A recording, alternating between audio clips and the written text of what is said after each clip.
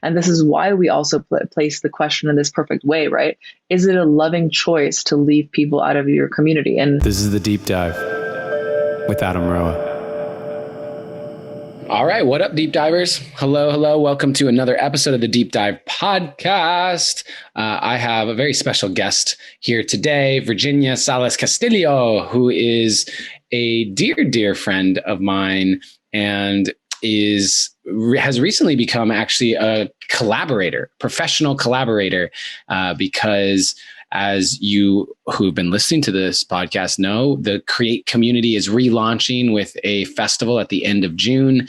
And Virginia has brought all of her magic into the space to co-create that festival experience and kick this community off with a bang. And so, Jeannie, it's such a pleasure to have you on this, and especially as we examine this question, because you are the founder of Humans I Trust and I Trust You University, and just all of these things, crypto coins, and just all of the stuff that you do.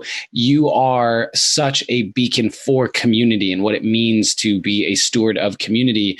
And as I've become a steward of community with Create, and we were jamming out about what to explore, the question of, is it the loving choice to keep people out of your community came up. And that is something I'm really stoked on, because there is that idea of unconditional love and acceptance and wanting everything to be inclusive. And, some people are assholes and just not the right fit necessarily for what the community might be. And so I'm excited to dive into this, and just want to first start off by saying, welcome. Thank you for being here. And if there's anything that you want my audience specifically to know about you, please educate us.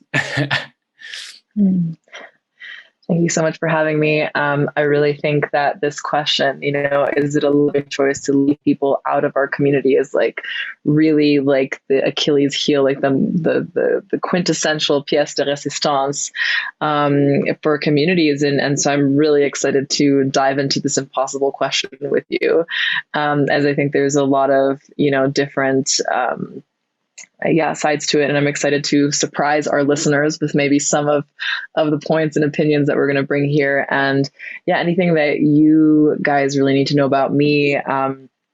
I've been nomadic since I was 3 years old. I, traveled the whole world, went to 15 different schools in 3 different languages, English, German, and Spanish. And so I'm a third culture kid and a very eclectic human being. My mom was an entrepreneur and a nomad since I was a kid. So before there was such a thing as a digital nomad, she was just a nomad. And I really dedicate myself to creating spaces and communities that facilitate trust, especially between other leaders, because I believe that if we empower those who are leading communities, our effect on this earth is going to be greater. And that's really where I like to sit, as well as financial empowerment, because I feel like being able to figure out the finance question is going to lead to a lot of these solutions that we're all, here to create for the more beautiful, liberated world. So it's a pleasure to be here and excited to deep dive. Yeah. And so it's an interesting thing. So starting off, what comes up for me is talking about this question of, is it a loving choice to keep people out of your community? You talked about financial empowerment, right? And whenever talking about finances, especially in the personal development space, we talk about scarcity mindset versus an abundance mindset or a prosperity mindset. And a scarcity mindset can be incredibly detrimental to the space, right? Like having someone with strong scarcity mindset and speaking all of that into the space can have a major impact. Anyone who's grown up with parents who had scarcity mindsets know what that feels like to be in that all the time. And so specifically in that area, and we talk about curating community, where do you fall in terms of deciding whether to allow someone into the community from their mindset space of scarcity, abundance, financially, if that's one of the things that you really like to empower people in? I'm curious what kind of considerations you have in that realm. Yeah, I think it's a massive decision factor for our community specifically because like fake news travels 6 times faster than real news. And so in a community, if you have just one person that's like, oh, these things are too expensive, I'm not getting my value, or this isn't serving me. And there's so many memes out there of like the 50K client sends you the WhatsApp message like, money sent, thanks. And then the like $500, like $100 client is like, hey, I just really need to be making sure that this investment is like worth my time, and like all this other kind of stuff, And so when you get into a space where you're really trying to like serve the world at like a bigger level, you are able to make more impact by allowing less like brain capacity for you to be in this neurosis of like, is this worth my time? Is this the right decision? And like, the more that you're overthinking, the more you're actually stepping away from like being in flow and empowering yourself and your decisions. Like if you feel an energetic match to something, if you feel the fuck yes, and you're like, wow, this event is amazing, this coaching is amazing, this holiday I want to go on, this seems like a full body fuck yes, then stop doubting yourself, stop questioning, and then really trying to get all these, it's like the fearful mind that is like, well, but am I really going to make sure that I get this and whatever. It's just like, you will receive what you are ready to receive, and also how much you actually lean into the situation. And that's why, trying to give out discounts all the time or to change and to shift the community. What I've also noticed, and I've had a lot of experience with this. I've run over 20 events in the last few years, and at any time I've given someone a discount that is sitting in the group container, that person usually complains more and brings the group energy down more and is like a lot more demanding. Whereas like the other people that were like, I'm all in, I'm here, I'm invested, like I'm showing up, like they would just get more out of it. And so we ask in our Humans I Trust application forms, we ask where people's financial status is currently at. And it makes a lot of people really uncomfortable. And they come into our masterminds and they feel judged. And they're like, oh, Virginia asked me like how much money I'm making annually. And I address it. And I say, because it's important for you to understand where you are at currently financially and how it's making you feel. So it's like a current feedback loop. And the more awareness and transparency we set into these questions, the more expansion that we're going to be able to create as a community. Yeah. And I think the key part there is how it makes people feel, because just answering the question of I make 50,000 or 150,000 or whatever is not indicative of whether or not they have a scarcity mindset or an abundance mindset. It's their feelings around it, right? And so when it comes to the community itself and curating a community,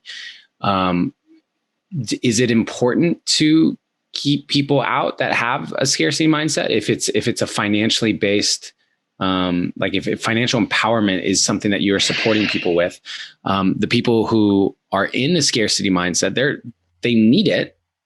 Right. They're the ones that we want to help shift into an abundance mindset. But you just said yourself, like it will bring people, the group energy and dynamic down, which could impact the ability of the others to grow in it. So how do you treat that when you're curating your community and letting people in, especially since you have a question specifically for that?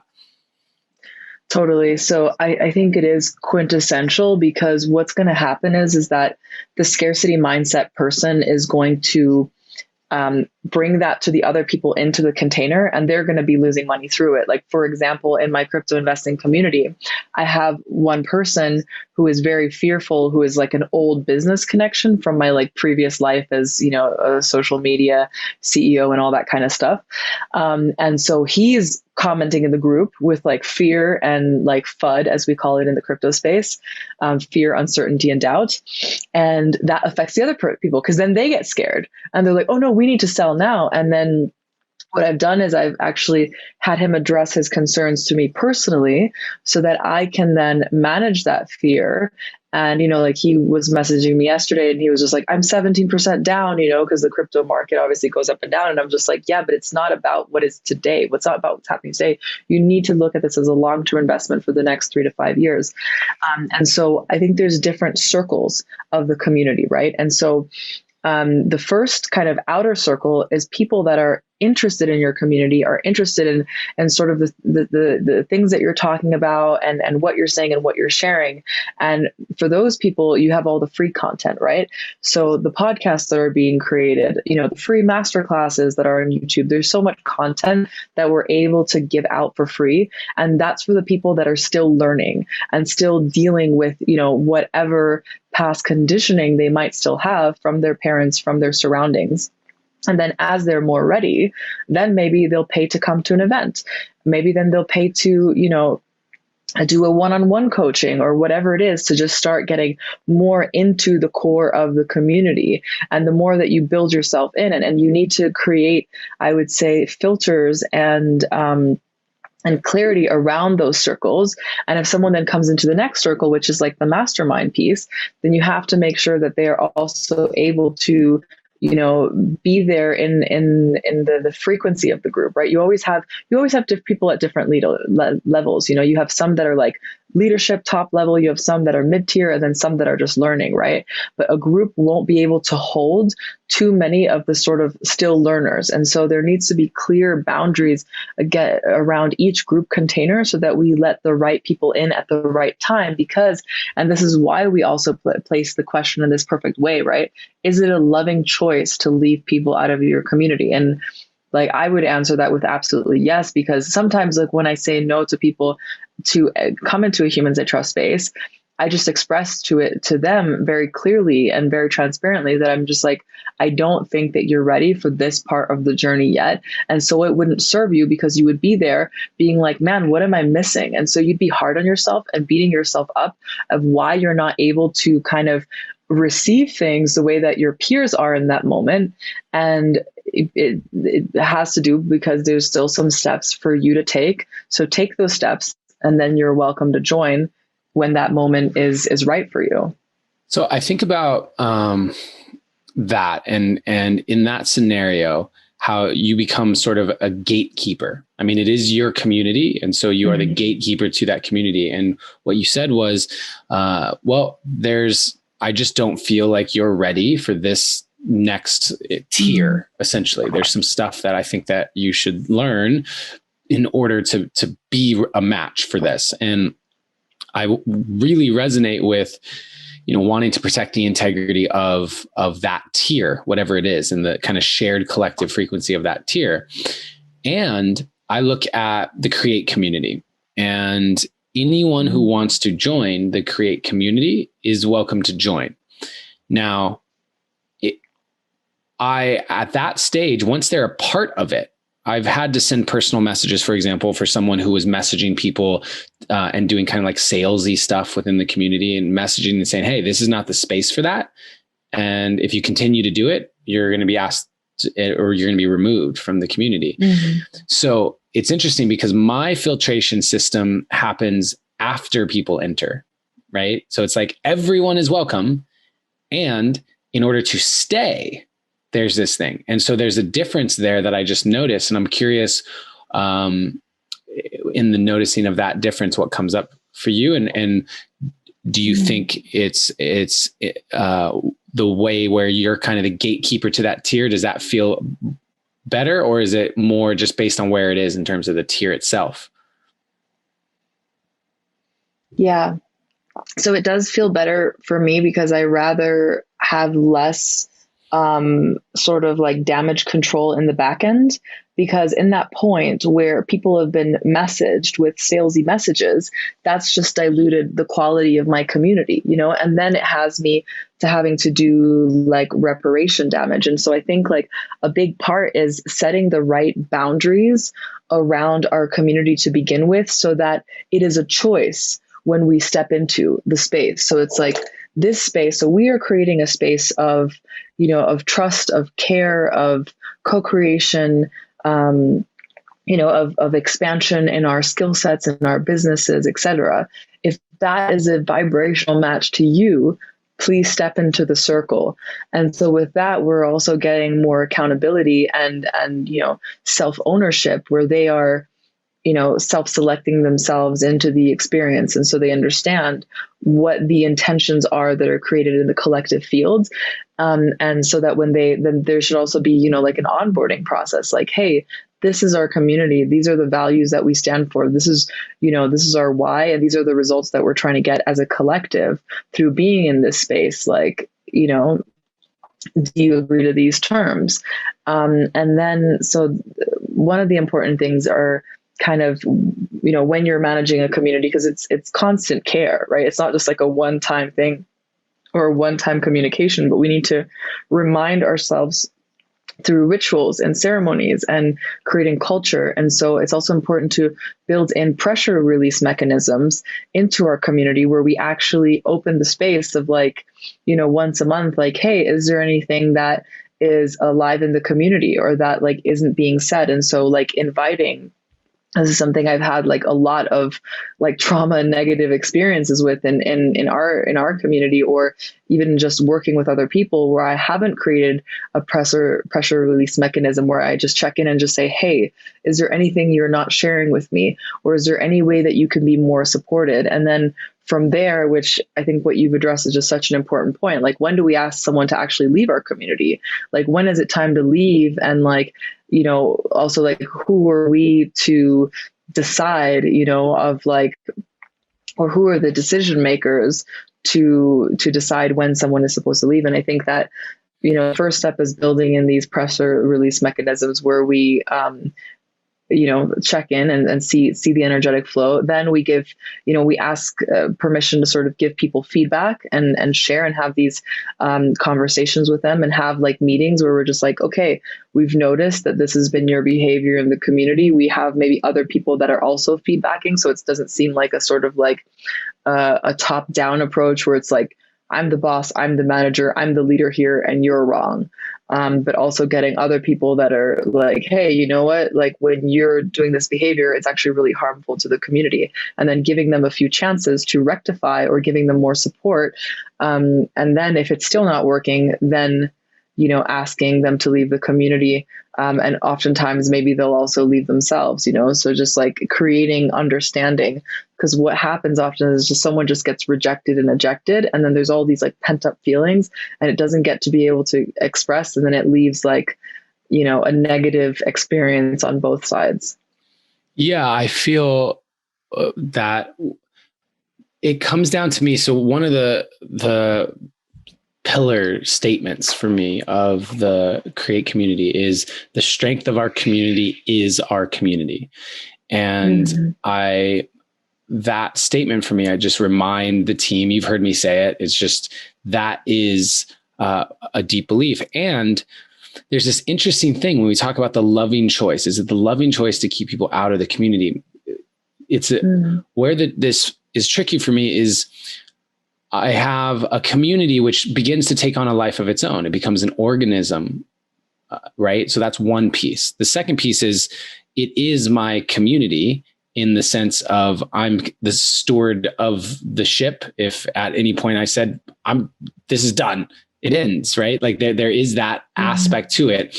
And so the visions that I have for where it go are my hands are on the steering wheel, so to speak, right? And then the third piece to that is, so you have the organism that is the community. Excuse me. You have the organism that is the community. You have the me as kind of steering to some degree. And then you have the individuals, every single individual who, again, without the community or without each individual, there's not a community. And so all three of these, the consciousness of all three pieces are there. And I would add to mine as, I'm steering the ship, but there's a whole back end team that is influencing me, and I'm being in partnership with in the creation of that. So you have the people steering it, you have the organism egregore of the whole thing, and then you have the individuals. Where does is there one that gets to be prioritized? Because when you say, is it the loving choice?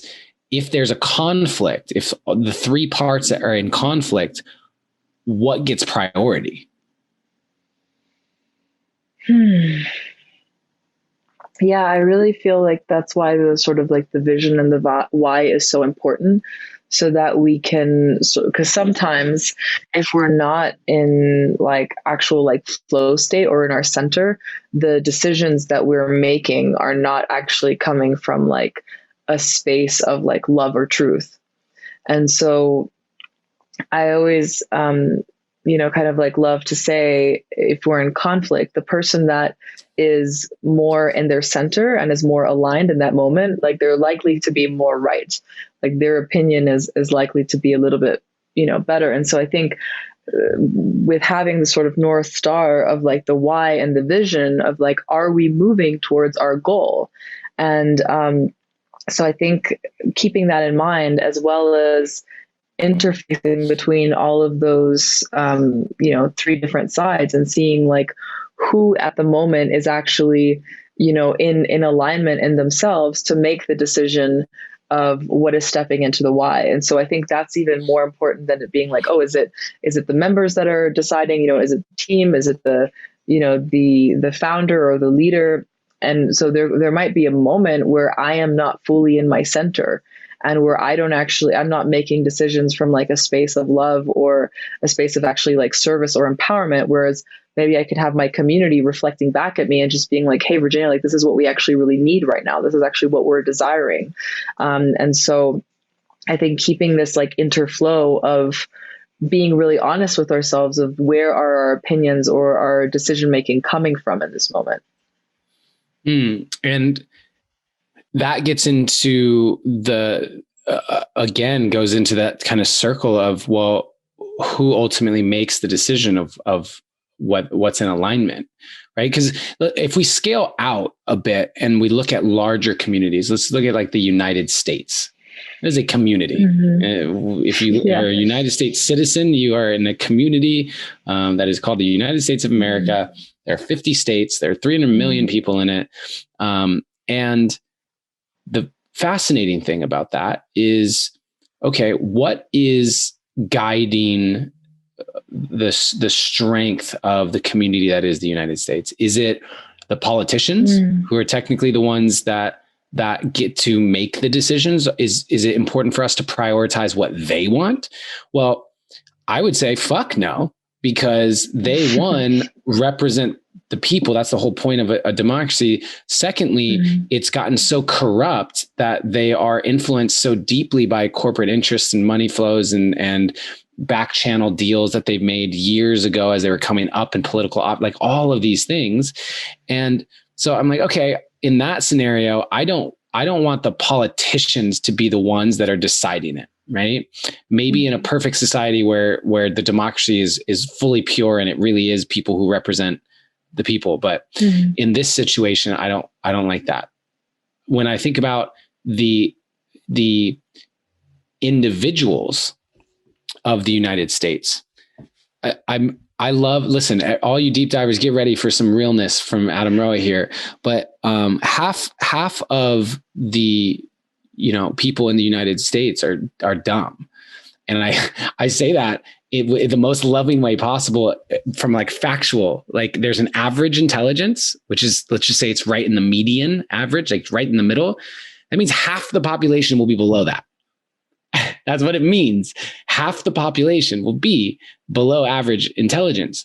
And so I use dumb as a way to try and to bring a little levity to it. But there is that aspect. And so that's one of the biggest problems I find and has been discussed around the school systems. School systems are designed for the lowest person in the class. They're not designed for the smartest kids in the class. They're actually trying to design it in a way that can work for people, and they can't leave people behind. And so they're trying to design it at a speed that most people can keep up with. And in order to do that, it's taught at a level that is not at the optimum for the greatest thinkers. That's why so many of the greatest thinkers and innovators on this planet have dropped out of school, not gone to college, or have been people that notoriously got, like, I got in a ton of trouble. I got in a ton of trouble in school and just like talking, and I was just so bored, and it's just like this whole thing. It's not designed for optimizing the greatest thinkers. It's because it's not designed for those outliers. So when we look at the community itself, similarly, do we want our systems to be designed by that half of the population, the half of the population that may not have, that they are just as worthy as human beings of being loved and being alive and being a part of the community. And they just may not have the way of thinking, the education, the whatever, to contribute to a new system design that has that. And so I would want their opinions to matter, but I'm not sure that I necessarily want them designing the systems. So I'm like, okay, well, if it's not that, then let's look at that third piece, which is the organism that is the United States and this ethos. And that's kind of what you're talking about, the why of freedom and democracy and these ideals that the United States were founded on. And yet, what up, deep divers? Just wanted to take a quick second to let you know about the upcoming Create Community Festival. It is June 25th, 26th, and 27th. 3 full days of programming. Once again, just like in January, I am bringing in some of the world's best facilitators to cover the areas of relationships and sexuality, business and finance, and creativity and self-expression. We are going to have a Facebook group for an entire week full of programming, and I would love to see you there. If you've been looking for a deep dive into your own growth in any of these areas, this is the time. You can put in the code Deep Dive to get 10% off your ticket, just as a thank you for being awesome and being a part of this podcast tribe. I love you so, so much. Back to the episode. Those ideals are relative to interpretation. I mean, we founded this country based on freedom and then had slaves build it for us. Like, there's so much hypocrisy even in that. And so I'm just curious, even when we look out and zoom out at these different pieces, where the hell do we go and say, this is what we prioritize? Is it the why of the United States, which is interpreted by the person? Like, what would you say? How would you answer that?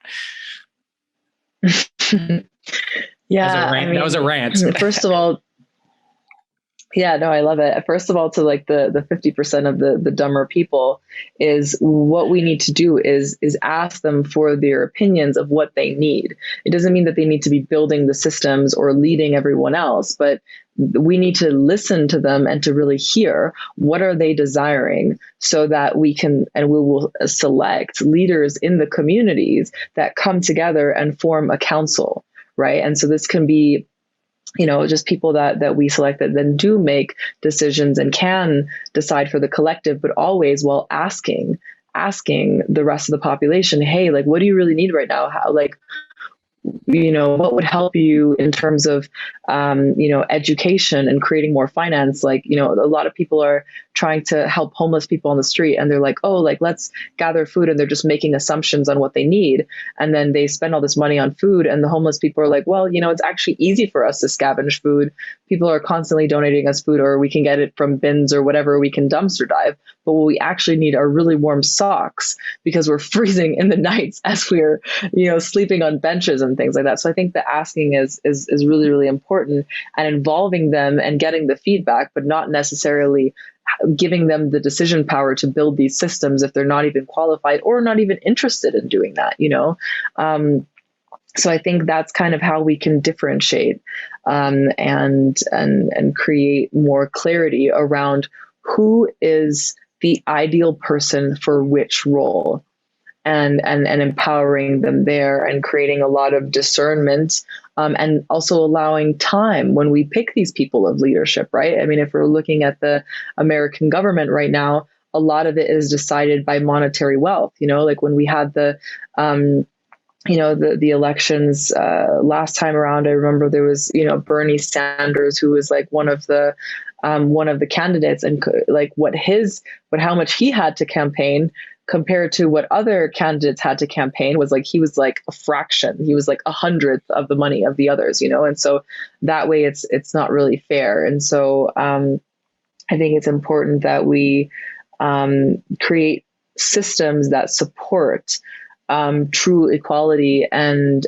true opportunity for people that have the actual know-how and the knowledge to become leaders in communities. Yeah, I agree with all of that. And I think that it's coming back to kind of the deep dive question here of, is it the loving choice to keep people out of the community?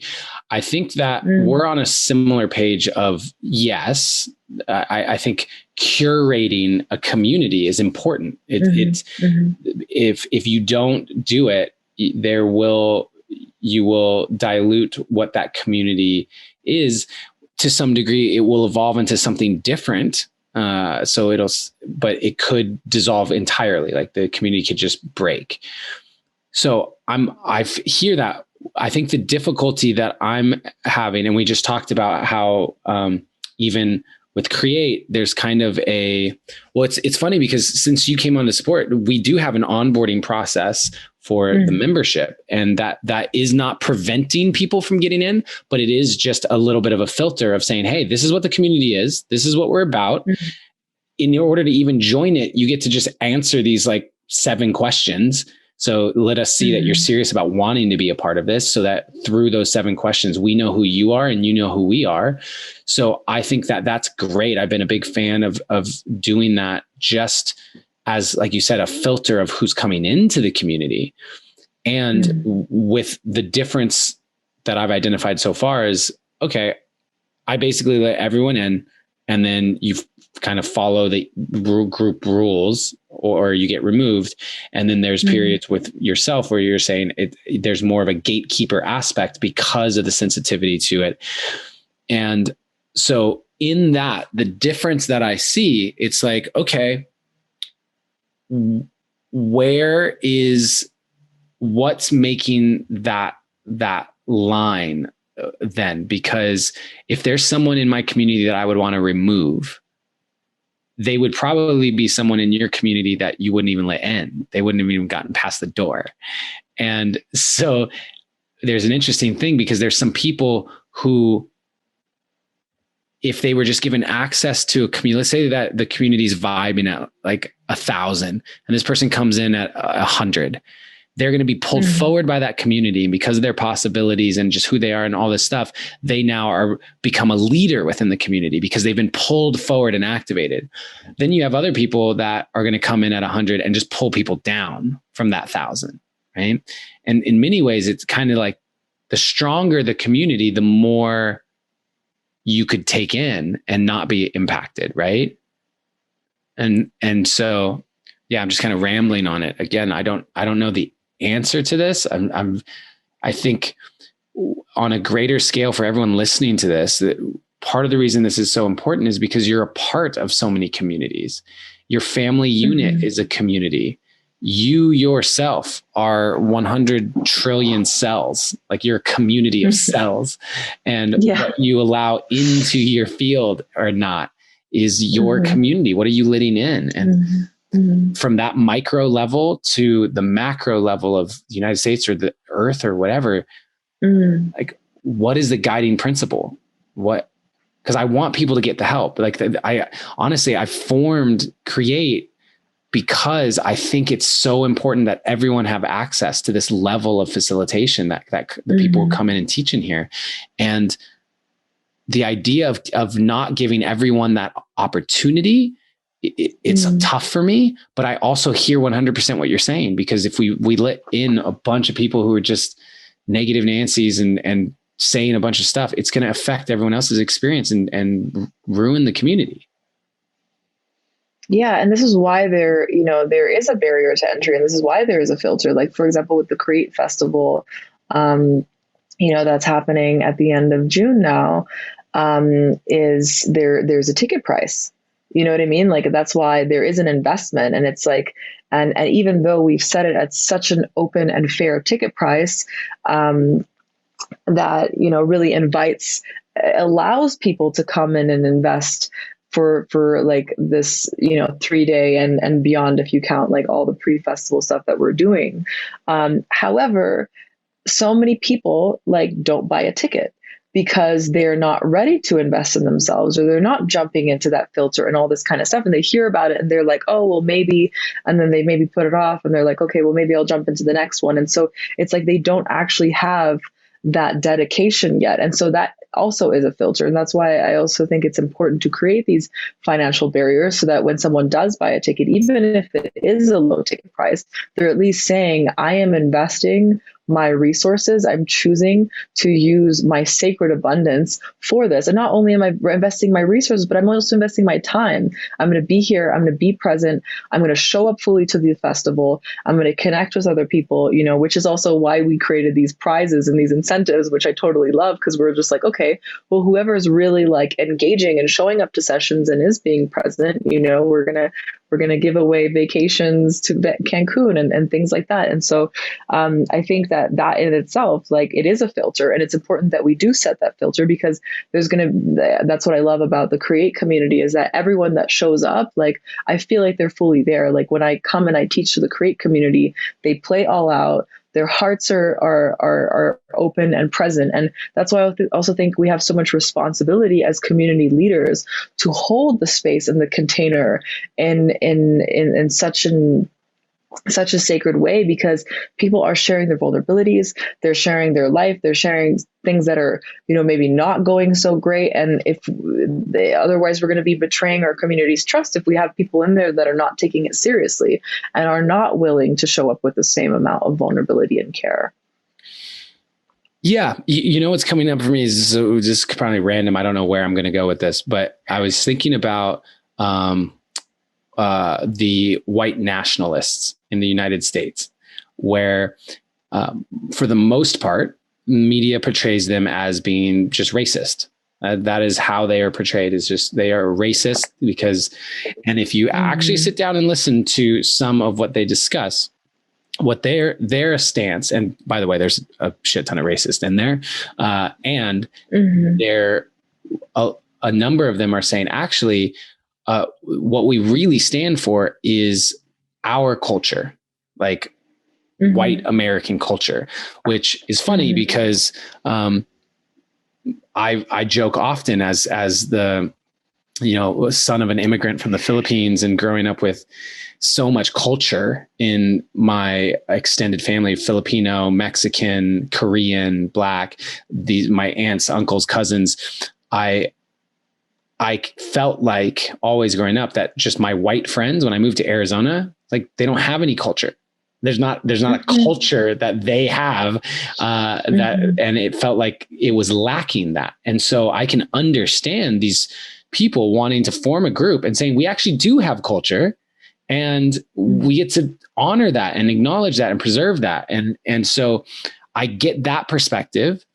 And yeah, when we look at, what it just popped into my head, because it's this, what is the culture that is being curated and cultivated, and who gets to decide what that is and who gets to let them in? Because from their perspective, like a Black person would not be a part of that community because it's a white nationalist community. It's about being a white American. That's the idea. The same way that as a Filipino, there's, as being a Filipino American, I got a small scholarship, or financial aid in college.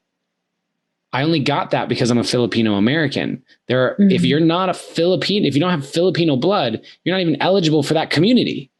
And so there's these things that say, okay, you can't come in, you can't come out. So there's obviously these filters, and yet, because they're clear, I don't think people are necessarily offended, right? Would you be offended that you weren't invited or allowed to enter the building for a Filipino American dinner, that, like, for the Filipino American Association, if that is such a thing?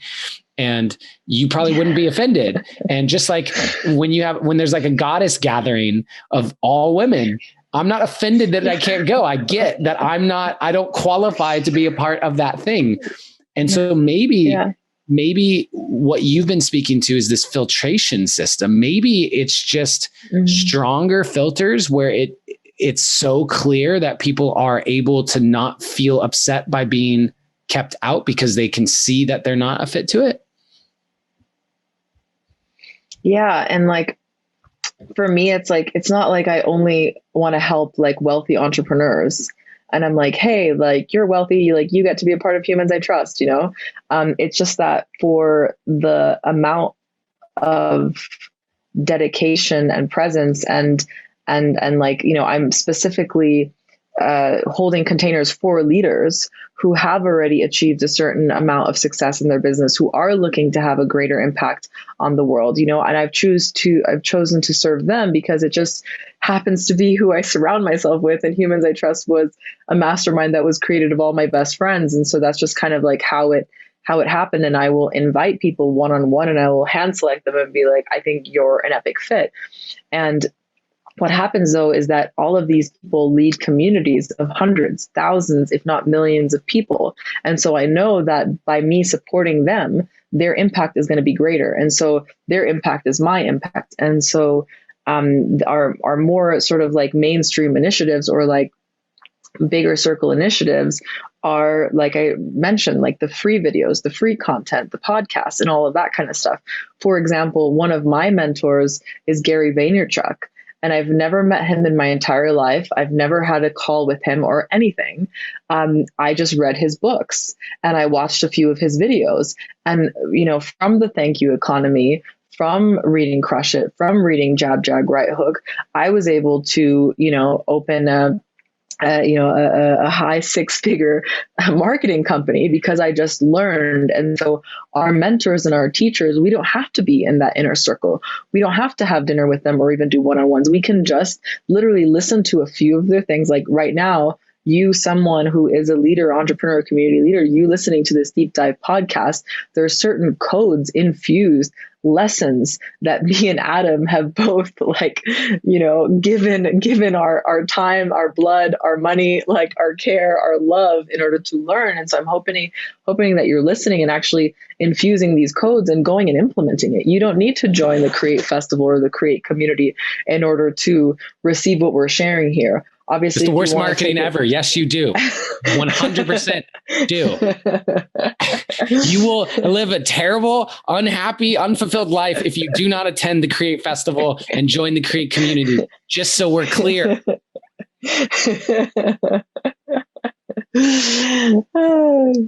Absolutely. You know, and I think if you're ready, if you're listening to this and you're receiving it and you're ready to take that next step, then come and invest in yourself and show up and actually have us pour into you, right? Be on the calls, be present, be there. I mean, Adam has charged $1 million for a year of his coaching. He's a fucking superstar. You know what I mean? Like, he's amazing. And the fact that he puts so much of his wisdom and his content like out there, like drink it in, receive it, listen to it, and really like allow yourself to implement these things. Because I feel like if people attend these sessions of the Create Festival, you know, all these like facilitators that you're bringing on are charging thousands of dollars, if not millions of dollars for their services.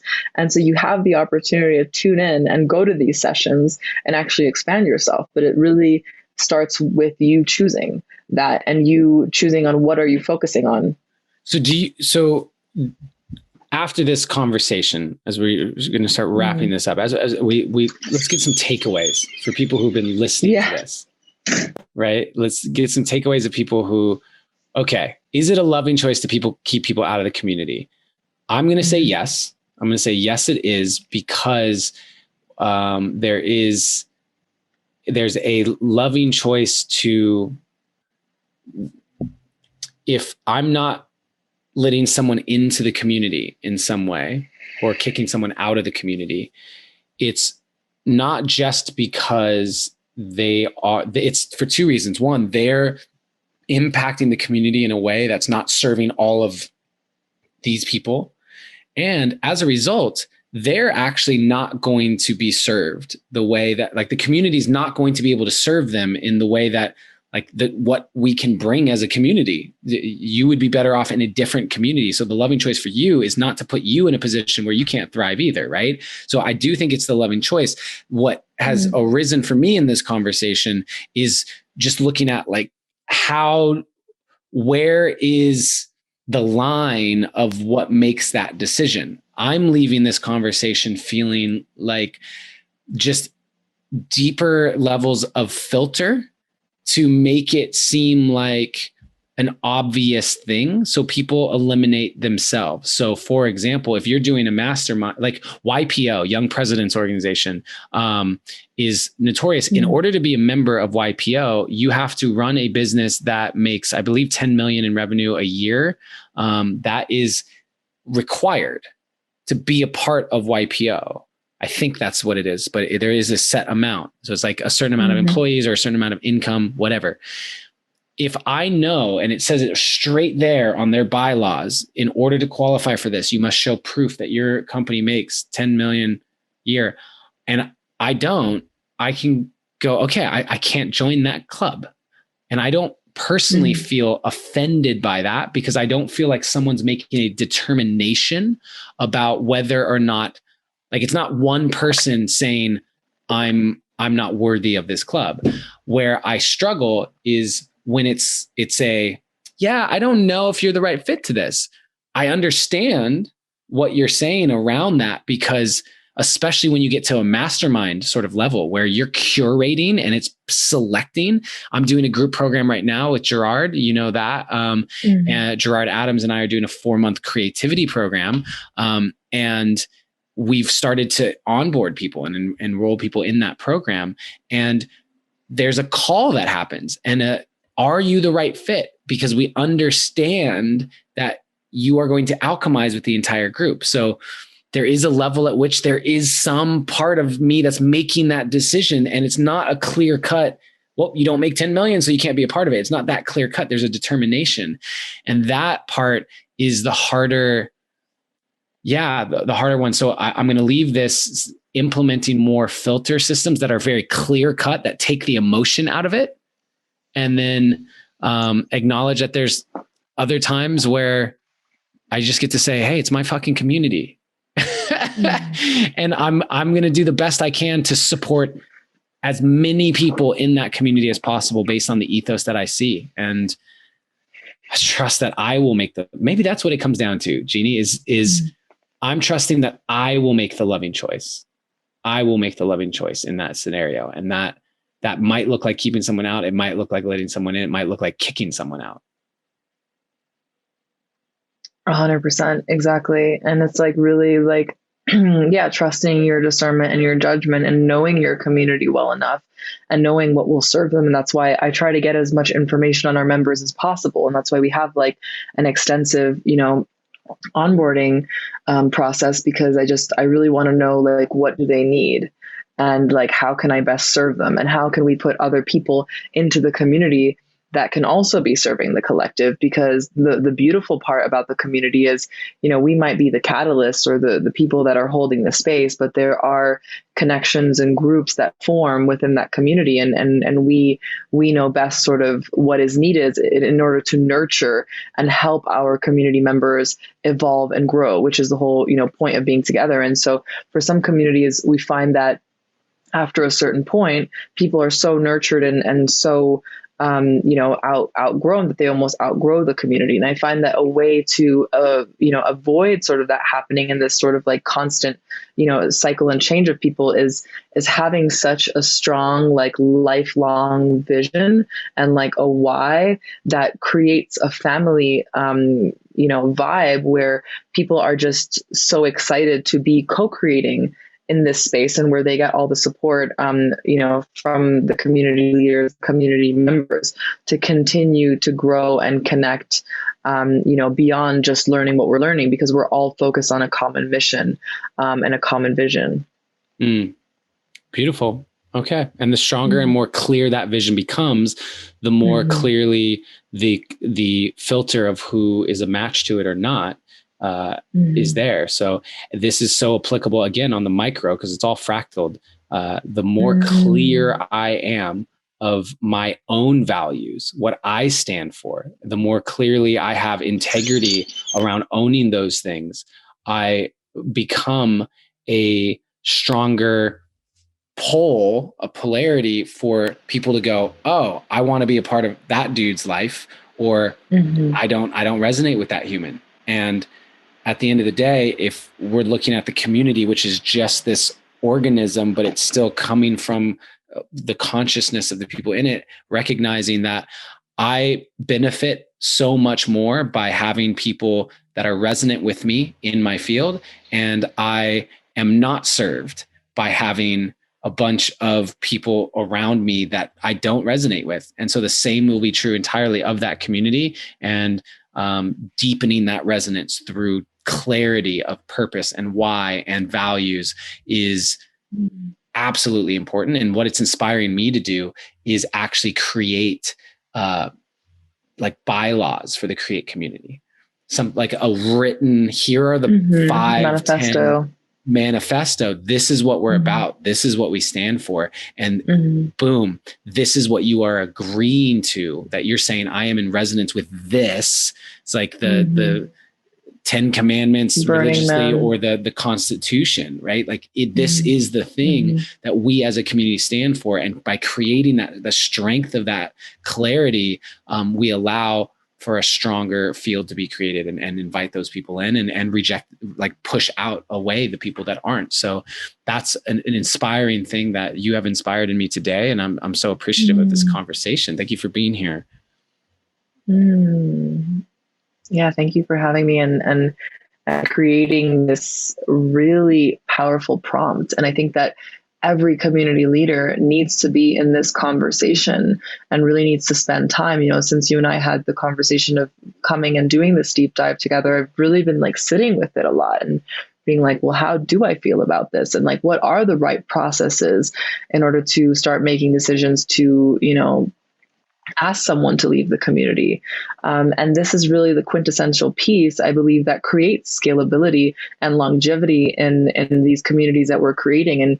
And you know, with Create, as you say, the strength of our community is our community. And I also believe that the community itself is also the product.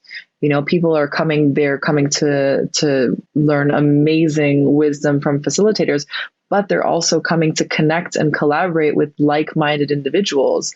And so the higher quality of the individuals that they encounter and the peers that they see next to themselves, where they're like, oh man, look at all these other great creators next to me doing interesting things that I can learn from. And that creates a constant flow and a hub where we empower our community members to become leaders, you know, where then we can have you know, create ambassadors that are maybe doing meetups or micro events in different places in different cities. And so you want to make sure that you have the right people in the community that are able to take on positions of leadership and responsibility, where the community isn't always just like, okay, like, let's help you up. Okay, you're like fearful and you know, scarce, and like, let's always like lift you up. It's gonna start like diluting the energetic levels. And so yeah, really excited for everyone that was able to listen to this and tune into these questions, and really just encouraging, like Adam said, create a manifesto, create something that really embodies what your community or your organization stands for. And every organization is a community. As soon as you have more than, you know, 3 people, that's already a community, as well as in your teams. Like, what are the values that your team stand for? And the more that we can all be like facing the same North Star, the more we're all going to be going into the same direction and won't get like lost in like some like pathways and like stuck on a tree somewhere. Well said. Well, Jeannie, why don't you let people know where they can find more of you and follow along with your journey, find out more about your Humans I Trust community and all the magic that you're up to? Yeah, so the best thing is to just send me a message on Instagram. It's at Virginia Salas Kastilio, my full name that you are probably seeing somewhere written here on the podcast. And just send me a message with deep dive so that I know that you've listened to this, and I'd love to hear your thoughts and opinions on how this was for you. And then you can also jump to www.humansitrust.com. and learn about our community and our events around the world. We also have a really, really beautiful online immersion coming up with Adam called Messages from the Medicine that we recorded live in Tulum with a live audience with live questions, talent show at the end, and where you can also show your creativity and send in a video and a link of what you're doing. So Adam has my full support for the Create community and the Create Festival and everything that he creates in future. So you will see me supporting him very powerfully over the next few years. And thank you guys for being here and being a part of this tribe. Yes. And thank you, Virginia, for all that you do in the world and continuing to just be such a bright, shining light and leader. This is what it means to be a leader. It's not that we have the answers. Legitimately, by the way, a topic we were considering was, are we cult leaders? Was another question. We were like, should we do it about that? Did we become cult leaders somehow? But leadership is being in this conversation. It's not that we have the answers. There weren't distinct answers that necessarily came out of this, but there's distinct action that I will take out of this. And that to me is leadership. And the fact that you are listening to this means that you are becoming a better leader with us, alongside us. And so thank you for listening to this. Thank you for being a part of the Deep Dive community.